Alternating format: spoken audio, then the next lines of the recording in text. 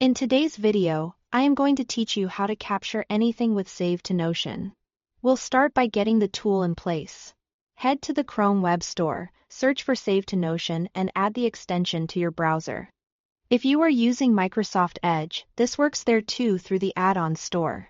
Once it's installed, your browser may prompt you to sign in to Notion and approve access, so the extension can save content into your workspace. That's normal and necessary for it to function.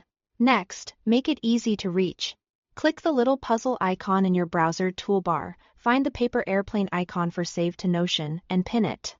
Keeping it visible means you can capture ideas the moment you see them without hunting through menus. Now let's set up a form, which is the secret to fast, organized saves. With any web page open, click the extension icon. You'll be asked to create a form. Think of a form as a template that connects a specific Notion database, like a reading list or a research hub, to the content you are saving. Give the form a clear name so you know exactly what it's for, and remember, you can create different forms for different databases. Inside the form, choose your Notion workspace and the target database. Then configure the properties you want to fill automatically. You might set default tags such as to read or in progress. Pick a status and map the page URL to a URL property.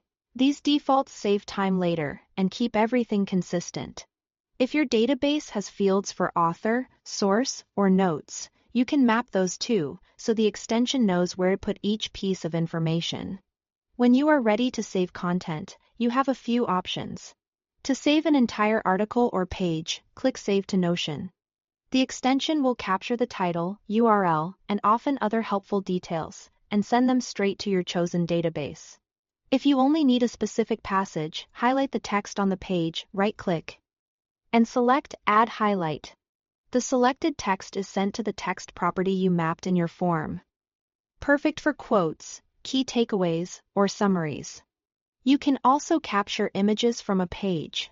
Choose the image you want and send it to Notion so it appears as a file or link in the relevant property. If a site restricts downloads, open the image in a new tab before saving.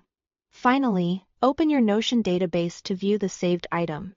You'll see your content neatly filed with the properties you set, which means less copying and pasting and more organized notes from the start. Thanks for watching.